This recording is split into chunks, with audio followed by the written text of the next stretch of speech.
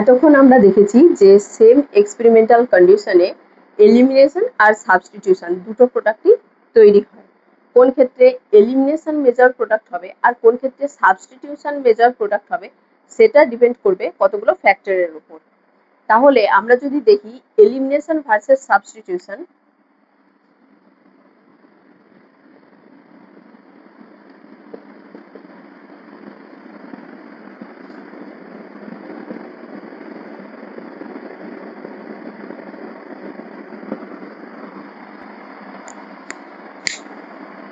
সেই রকম একটা ফ্যাক্টর আমরা আগেই জেনেছি যে যদি টেম্পারেচার বাড়ানো হয় সেক্ষেত্রে এলিমিনেশন মেজর প্রোডাক্ট হয়। আরো রয়েছে যেমন স্ট্রাকচার অফ দ্য সাবস্ট্রেট।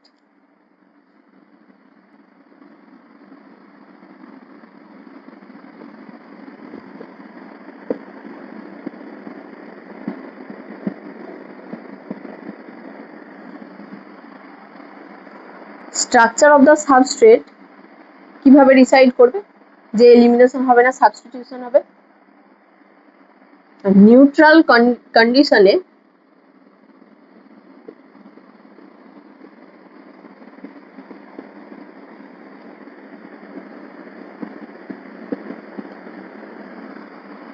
কন্ডিশনে সাবস্টিটিউশন মেজর প্রোডাক্ট হবে।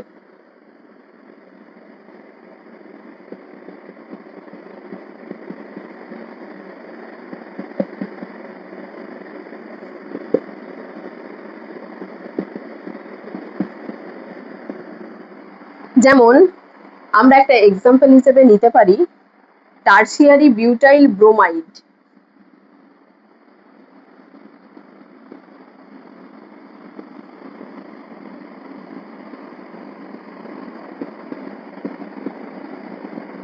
তার যদি আমরা সলভোলিসিস করি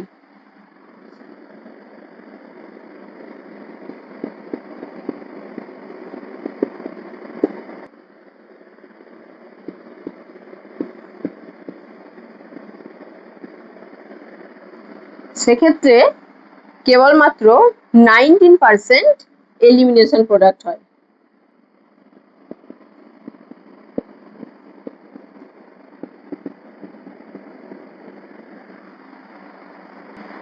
আর আমরা এটাও জানি যে আলফা ব্রাঞ্চিং বাড়লে এলিমিনেশন বৃদ্ধি পায়।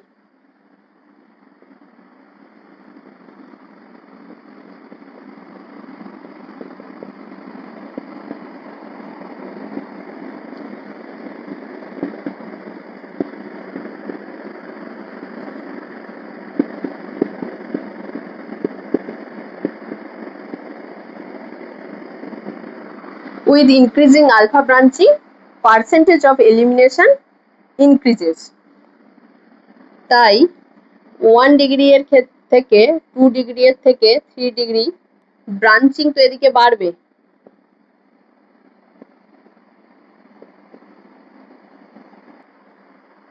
প্লাস আমরা জানি এলিমিনেশন ইউনিমলিকুলারের ক্ষেত্রে সেটা E1 হোক বা SN1 হোক, ফার্স্ট স্টেপ তো কার্বোক্যাটায়ন ফরমেশন।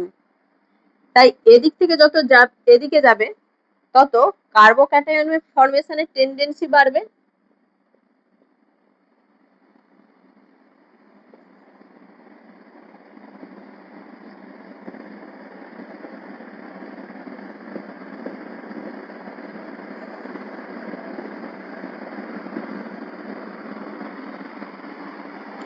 ব্রাঞ্চিং যত বাড়বে তত মোর সাবস্টিটিউটেড অ্যালকিন তৈরি হবে।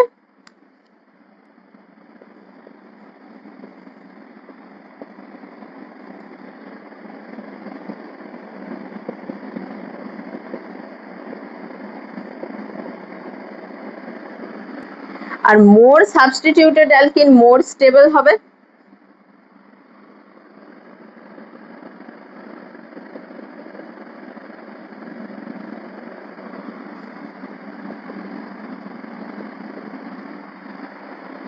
তখন এলিমিনেশন মেজর প্রোডাক্ট হবে।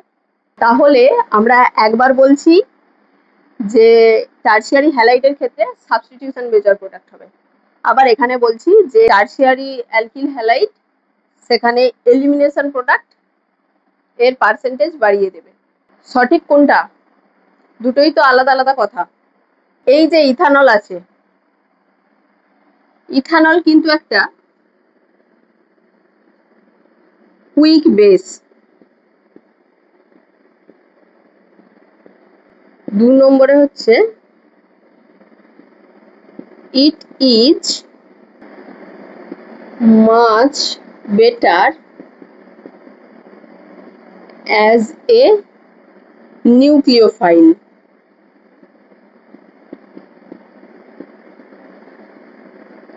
As a base. তাই এটা সহজেই প্রথমে কার্বোক্যাটায়নে অ্যাটাক করবে। বিটা হাইড্রোজেনকে তুললে এলিমিনেশন হবে, কিন্তু তার থেকেও আগে এটা কার্বোক্যাটায়নে অ্যাটাক করবে, তাই জন্যে সাবস্টিটিউশন মেজর প্রোডাক্ট হবে। কিন্তু যদি এক্ষেত্রে আমরা টেম্পারেচার বাড়িয়ে দিই তখন কিন্তু এই এলিমিনেশন মেজর প্রোডাক্ট হবে।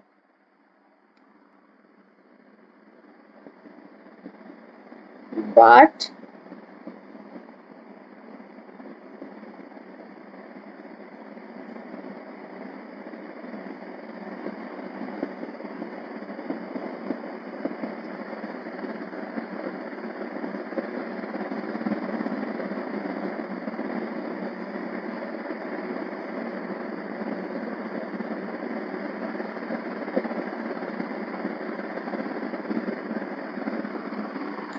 But if we increase temperature, যদি টেম্পারেচার বাড়িয়ে দিই, elimination will be the major product. বায়োমলিকুলারের ক্ষেত্রে 1 degree to 2 degree to 3 degree এর ক্ষেত্রে আলফা ব্রাঞ্চিং বাড়লে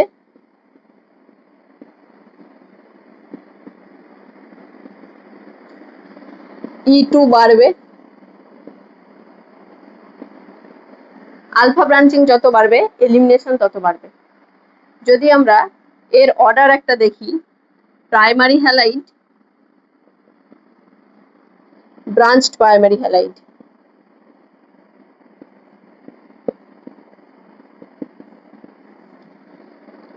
সেকেন্ডারি হ্যালাইড,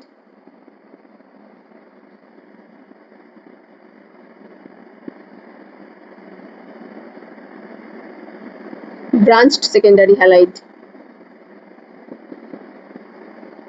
টারসিয়ারি হ্যালাইড। সেক্ষেত্রে এদিক থেকে এদিকে গেলে ব্রাঞ্চিং বাড়ছে, ব্রাঞ্চিং বাড়ার কারণে এলিমিনেশন প্রোডাক্ট মেজর প্রোডাক্ট হবে, এলিমিনেশন ইনক্রিজ করবে। আর এদিক থেকে এদিকে গেলে সাবস্টিটিউশন ইনক্রিজ করবে।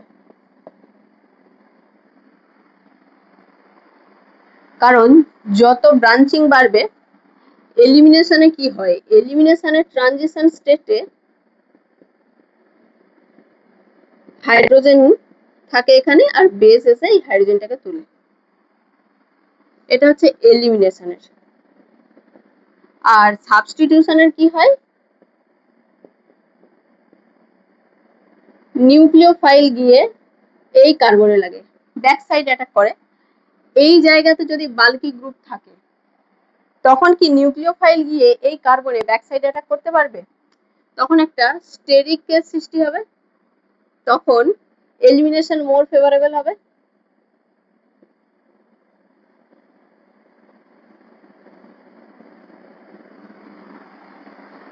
তাই জন্য ব্রাঞ্চিং বাড়ার সাথে সাথে এলিমিনেশনটা ফেভারেবল হচ্ছে আর সাবস্টিটিউশনটা এদিকে গেলে ফেভারেবল হচ্ছে।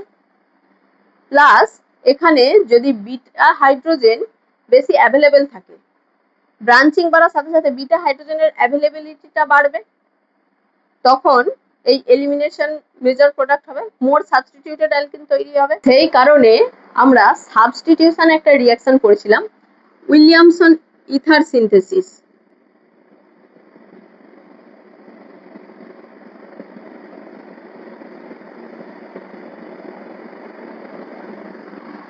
তাতে কি হয়েছিল উইলিয়ামসন ইথার সিনথেসিসে, না আর এক্স এর সাথে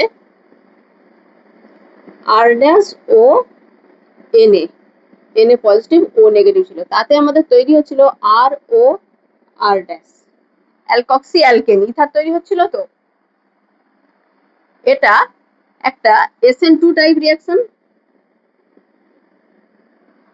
SN2 টাইপ রিঅ্যাকশন 2 ডিগ্রি আর 3 ডিগ্রির ক্ষেত্রে কি ফেভারেবল হবে? হবে না। তাই জন্যে Williamson ether synthesis is unsuccessful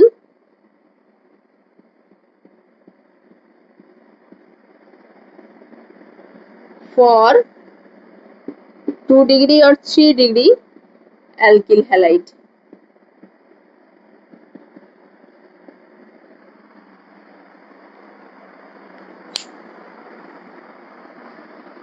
এরপর আমরা যদি দেখি বেসিসিটি ভার্সেস নিউক্লিওফিলিসিটি।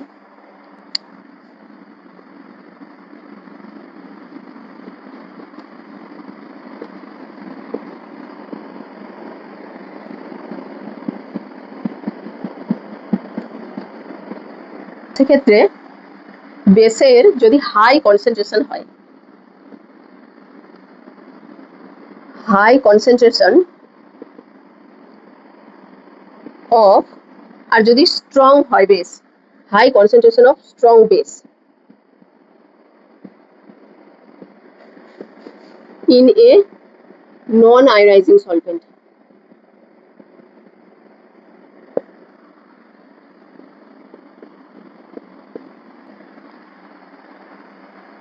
তার মানে নিশ্চয়ই বাইমলিকুলার রিঅ্যাকশন হবে, কারণ বেস তো বাইমলিকুলারের ক্ষেত্রেই রেট ডিটারমিনিং স্টেপে যুক্ত থাকে।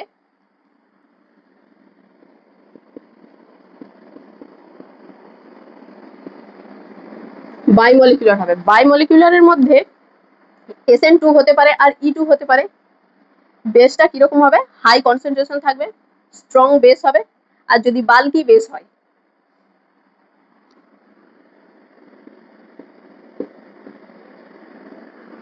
সেক্ষেত্রে কোনটা ফেভারেবল হবে, SN2 না E2? বাল্কি বেস হলে স্টেডি ক্রাউডিং হবে, আর তখন E2 ফেভারেবল হবে।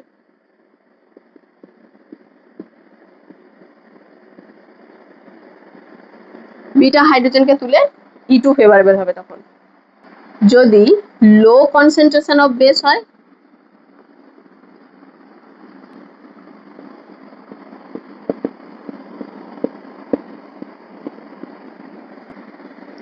low concentration of base in a ionizing solvent.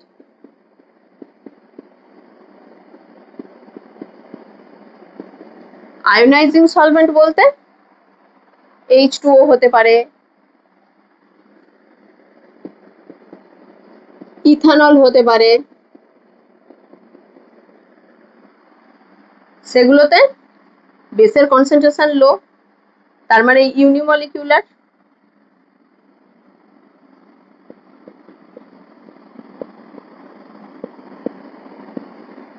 ইউনিমলিকুলার যদি হয় SN1 আর E1 দুটো হতে পারে, ক্ষেত্রে কিন্তু SN1টা মোর ফেভারেবল হবে। এটা গেল বেসের। এরপর আসছি নিউক্লিওফাইলে। গুড নিউক্লিওফাইল,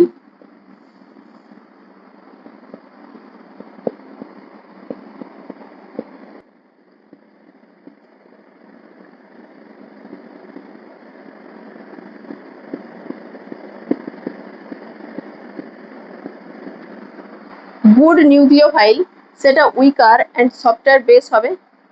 তার মানে এটা 1 ডিগ্রি আর 2 ডিগ্রি এর ক্ষেত্রে SN2 দেবে, আর 3 ডিগ্রি এর ক্ষেত্রে SN1 দেবে। এরপর নিউক্লিওফাইল যদি স্ট্রংলি বেসিক হার্ডার নিউক্লিওফাইল হয়,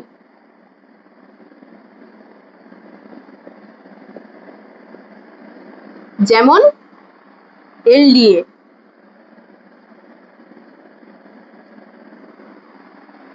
লিথিয়াম ডাইআইসোপ্রোপাইল অ্যামাইড,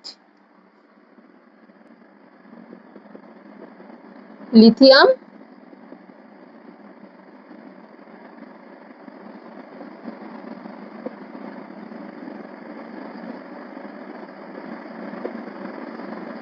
ডাইআইসোপ্রোপাইল অ্যামাইড, এটা বাল্কি বেস,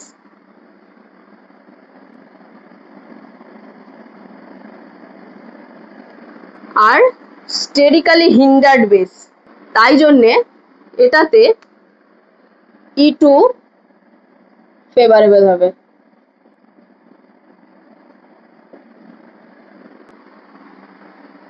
আচ্ছা, এখানে আমরা আরেকটার কথা যোগ করব, গুড নিউক্লিওফাইল, আর স্মল হবে সেটা।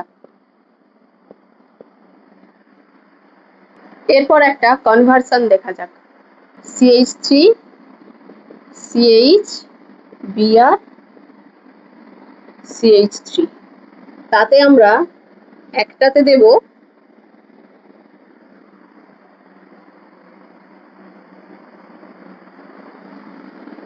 অ্যাকোয়াস KOH, আর একটাতে দেব অ্যালকোহলিক KOH।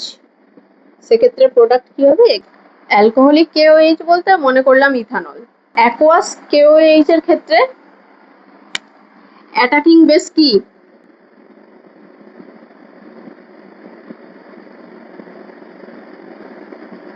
OH minus. তো অ্যাকোয়াস KOH এর ক্ষেত্রে অ্যাটাকিং বেস OH মাইনাস। আর অ্যালকোহলিক KOH এর ক্ষেত্রে আমরা ইথানল বলেছিলাম, এক্ষেত্রে অ্যাটাকিং বেস কি?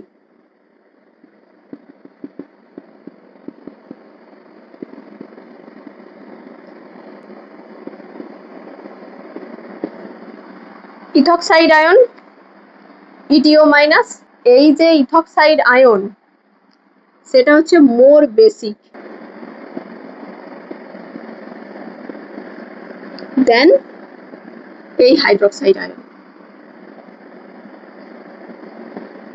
Strong base with high concentration.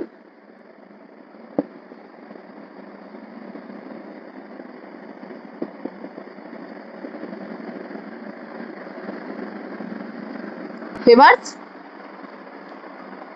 E2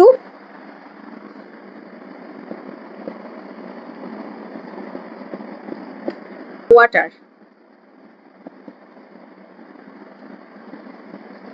is more polar than ethanol. Solvent with low ionizing power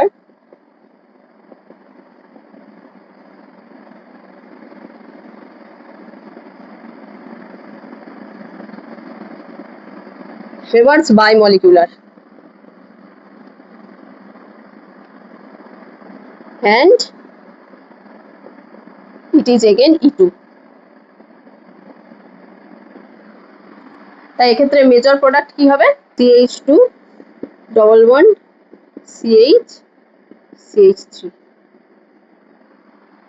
elimination product major product, আর এক্ষেত্রে সাবস্টিটিউশন মেজর প্রোডাক্ট হবে। CH3 CH OH CH3, এটা হলো সাবস্টিটিউশন, আর এক্ষেত্রে এটা হলো এলিমিনেশন। তাহলে আমরা দেখলাম যে অ্যাকোয়াস KOH সেটা হলো সাবস্টিটিউশনের রিয়েজেন্ট, আর ইথানোলিক KOH বা অ্যালকোহলিক KOH সেটা হলো এলিমিনেশনের রিয়েজেন্ট। তাহলে আমরা মোটামুটি এলিমিনেশনের ব্যাপারে সব জেনে গেলাম, তাই তো? তাহলে একটা কনভার্সন করা যাক।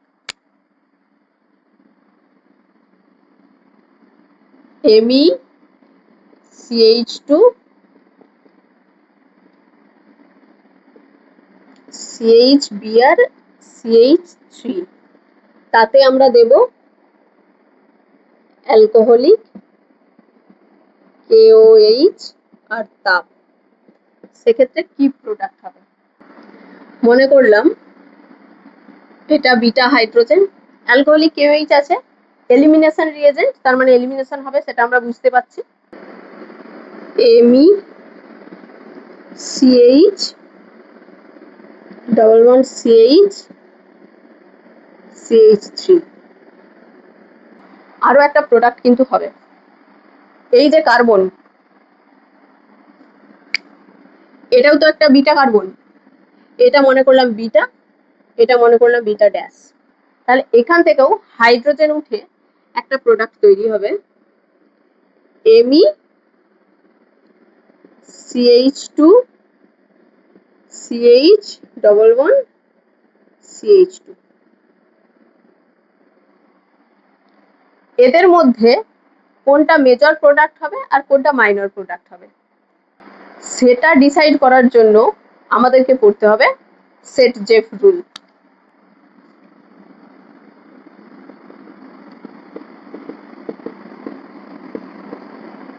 সেট-জেফ রুল কি বলছে না, more substituted alkyne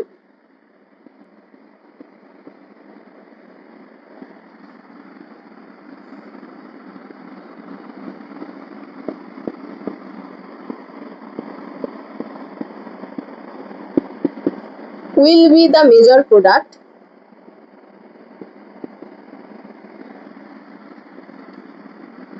in an 1-2 elimination reaction। যদি কোনো রকম স্পেশাল ইলেকট্রনিক ফ্যাক্টরস বা স্টেরিক ফ্যাক্টর অন্য কোনো প্রোডাক্টকে ফেভার না করে।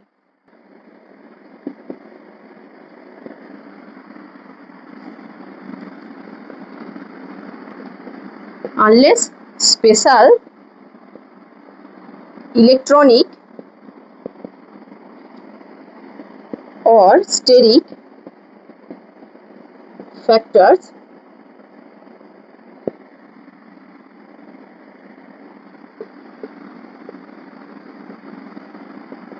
favors the another product,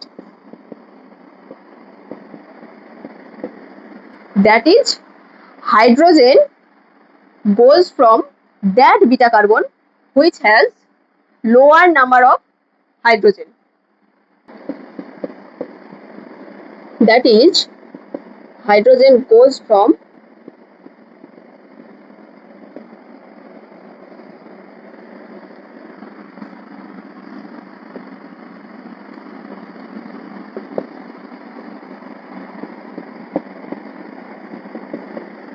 এখানে হাইড্রোজেনের সংখ্যা কম, তাই এখানে এই প্রোডাক্টটা তৈরি হয়েছে, এটা হবে মেজর। তাছাড়াও এটা আমরা দেখতে পাচ্ছি এই যে অ্যালকিনটা হয়েছে মোর সাবস্টিটিউটেড অ্যালকিন এটার থেকে, তাই ওটা মেজর হয়েছে, আর এটা হয়ে যাবে মাইনর। এই যে সেট-জেফ রুল, এটা কিন্তু E1 আর E2 এর ক্ষেত্রে applicable.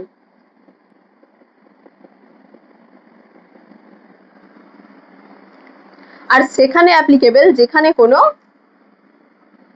Special electronic or steric factors থাকবে না। এখানে ব্রোমিন একটা নিউট্রাল লিভিং গ্রুপ ছিল, কিন্তু এটা যদি চার্জড লিভিং গ্রুপ থাকতো, যেমন ব্রোমিনের জায়গায় যদি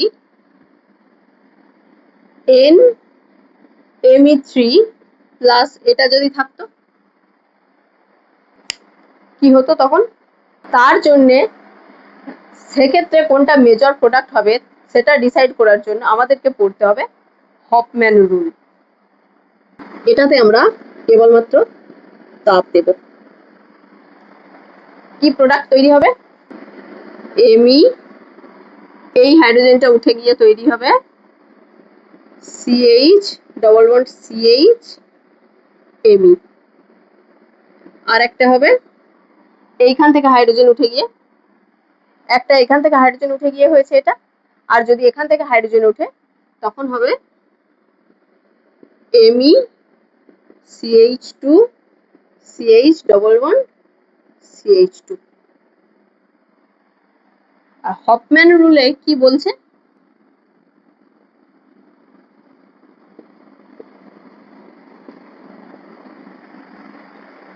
the least substituted product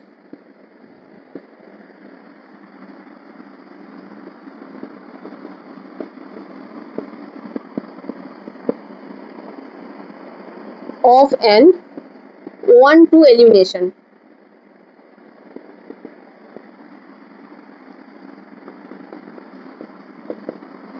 will be the major product if the leaving group is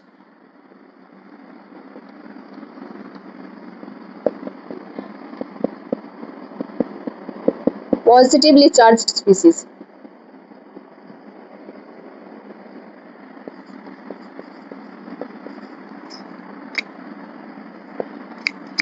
এই রুলটা E2 এর ক্ষেত্রে অ্যাপ্লিকেবল।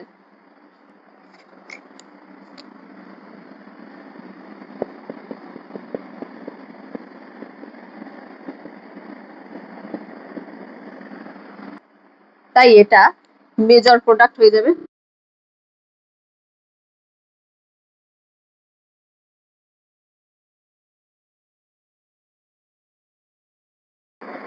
এই যে সেটচেভ আর হফম্যান প্রোডাক্ট এই দুটোই কিন্তু ডিপেন্ড করে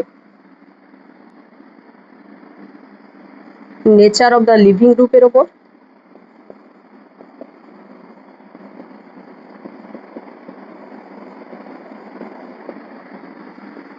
আর 2 নম্বর হলো সাইজ অফ দ্য বেস।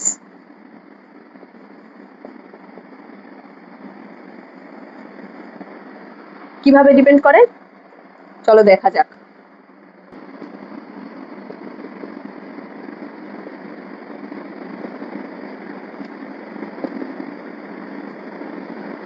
তাতে আমরা একটা বেস দেব।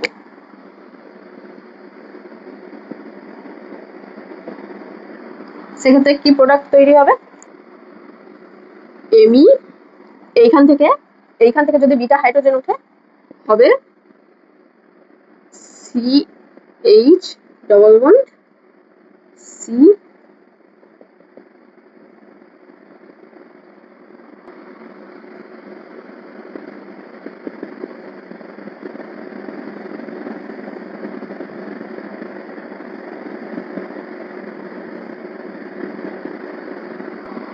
এটা একটা হবে। এটার ক্ষেত্রে আমরা যদি দেখি nature of the leaving group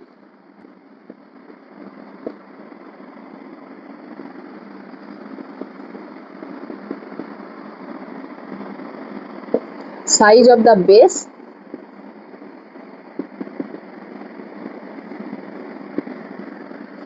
R product দুটো প্রোডাক্ট হয়েছে তাই আমরা দুবার নেব। এ তে নেব এটা MECH ডবল বন্ড CH3 আর বি প্রোডাক্ট আমরা এটা মনে করলাম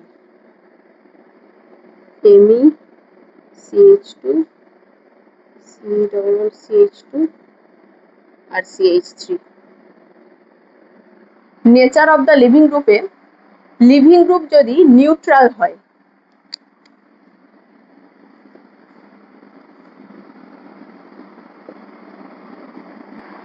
আর বেসের সাইজ যদি স্মল হয় সেক্ষেত্রে এই দুটোর মধ্যে কোনটা মেজর প্রোডাক্ট হবে? যেটা মোর সাবস্টিটিউটেড সেটা হবে মেজর। এটা কি সেটজেভ প্রোডাক্ট।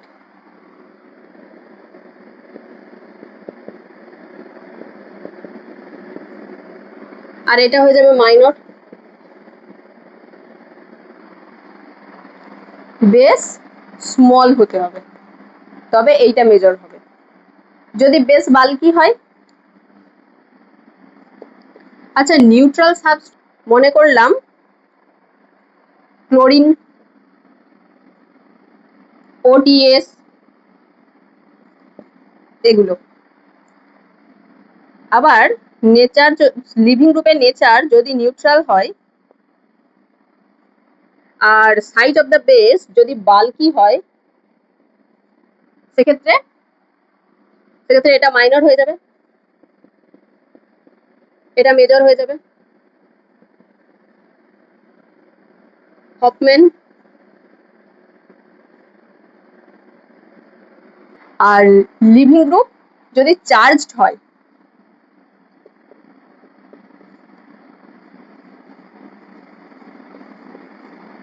সেক্ষেত্রে বেসের সাইজ স্মল হোক বা বাল্কি হোক, স্মল অর বাল্কি, সেক্ষেত্রে এটা মাইনরই হবে আর এটা হবে মেজর। এরপর কিছু কোশ্চেন দেখা যাক। 2 bromo 2,3 dimethyl butane, 2 bromo 2,3 dimethyl butane.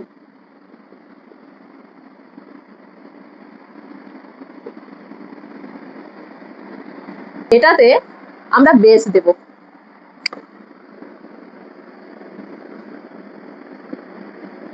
ইটিও minus, Me3CO minus, আর একটা দেব Et3CO মাইনাস। কি কি প্রোডাক্ট উৎপন্ন হবে আর তাদের মধ্যে মেজর প্রোডাক্ট কোনটা হবে? ইটিও মাইনাস যদি এইখানের বিটা হাইড্রোজেনকে তুলে তখন হবে CH3 CH3 double bond C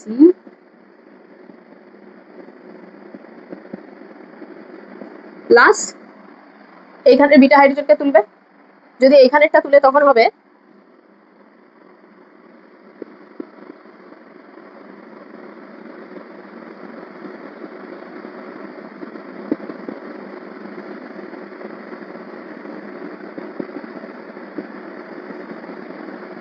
এটা। এদের মধ্যে যখন আমরা ইটিও মাইনাস দেবো, সবগুলোই বেস, সবগুলোর ক্ষেত্রে এই দুটো প্রোডাক্ট তৈরি হবে। তাদের মধ্যে যখন আমরা ইটিও মাইনাস দেব তখন কোনটা মেজর হবে আর কোনটা মাইনর হবে? ইটিও মাইনাস স্মল বেস, তাই এই জায়গা থেকে বিটা হাইড্রোজেনটা সহজেই তুলতে পারবে, তখন এটা হয়ে যাবে মেজর আর এটা হবে মাইনর। দ্বিতীয় ক্ষেত্রে Me3CO মাইনাস, ইটিও মাইনাসের থেকে বাল্কি, তাই এদিক দিয়ে যখন এই বিটা হাইড্রোজেনকে তুলবে তখন স্টেরিক ক্রাউডিং এর সৃষ্টি হবে আর তখন ট্রানজিশন স্টেট লেস স্টেবল হয়ে যাবে, তাই এই দিক দিয়ে এসে এই হাইড্রোজেনটাকে তুলবে। তাই এই যে এই প্রোডাক্টটা এটা এর ক্ষেত্রে মেজর হয়ে যাবে।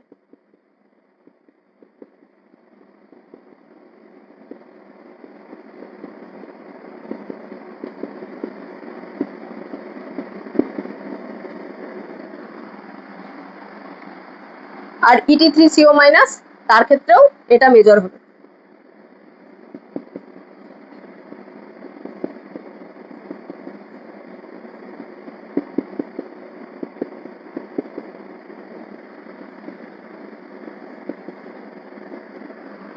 তাহলে এটা থেকে আমরা কি বলতে পারি? Increasing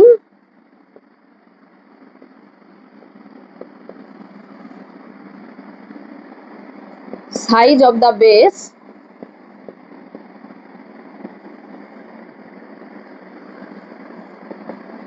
ETO minus to Me3CO minus to Et3CO minus, there was a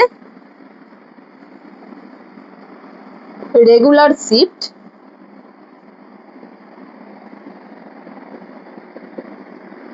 from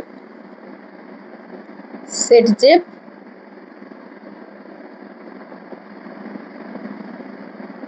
to Hofmann.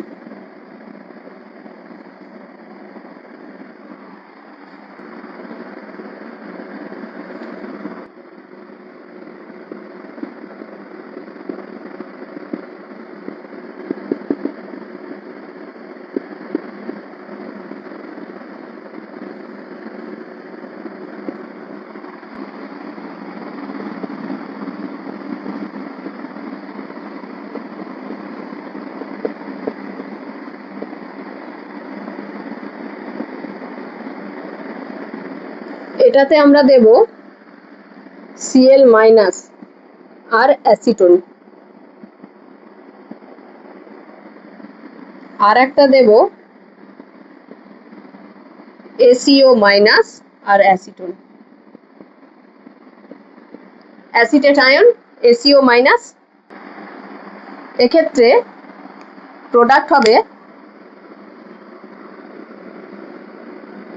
CH3 তার হোল টু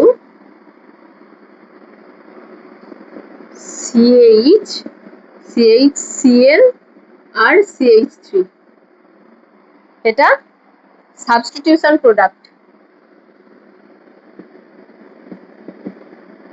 প্লাস কি হবে, আমরা জানি সেম এক্সপেরিমেন্টাল কন্ডিশনে সাবস্টিটিউশন আর এলিমিনেশন দুটোই হয়, তাই এলিমিনেশন প্রোডাক্ট এক্ষেত্রে তৈরি হবে।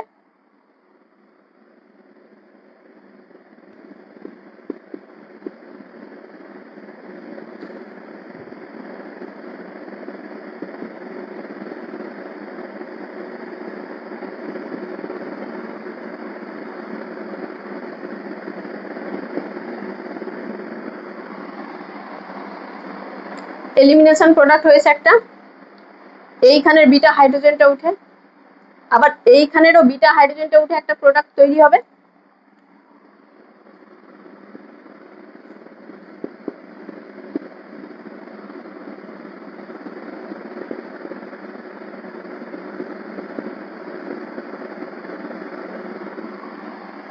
এই দুটো প্রোডাক্ট হবে এলিমিনেশন, এটা হাইড্রোজেন হবে।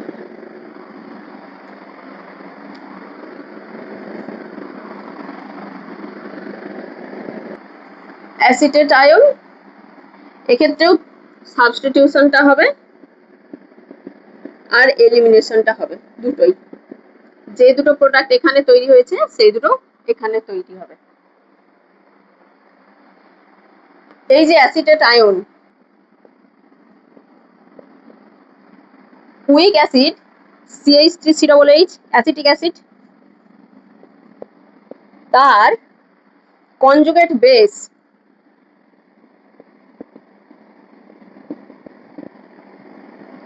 এই অ্যাসিটেট আয়ন। এই যে অ্যাসিটেট আয়ন, এটা একটা স্ট্রং বেস, দেন Cl মাইনাস,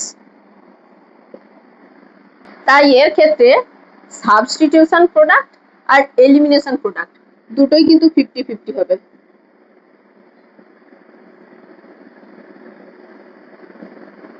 কিন্তু এই অ্যাসিটেট আয়ন যখন দেওয়া হয়েছে তখন কিন্তু সাবস্টিটিউশন প্রোডাক্ট অনলি 10% হবে আর এলিমিনেশন প্রোডাক্ট হবে, মানে এই দুটো এলিমিনেশন প্রোডাক্ট, এটা হবে 90%।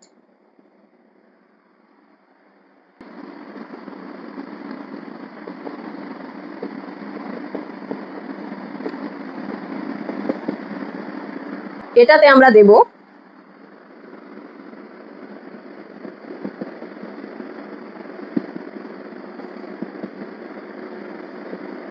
কি প্রোডাক্ট তৈরি হবে, আর একটা দেব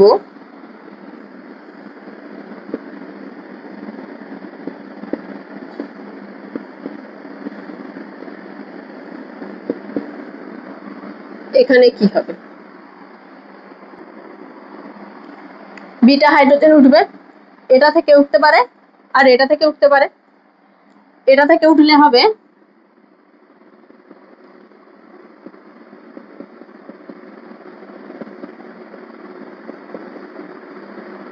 এটা একটা হবে, আর যদি এদিক থেকে ওঠে তখন হবে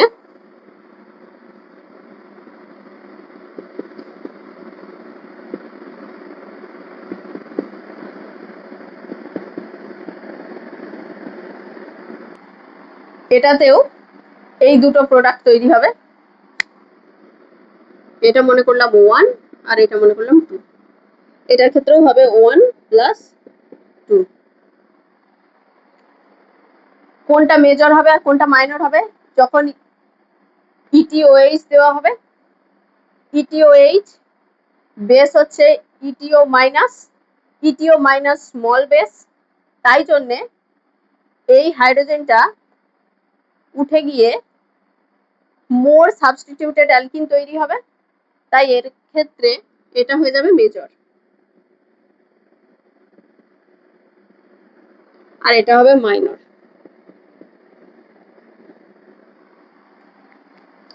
আর এটা বাল্কি বেস, বিউটিও মাইনাস, বাল্কি বেস, তাই এটা হয়ে যাবে মেজর, 2 নম্বর যেটা আছে।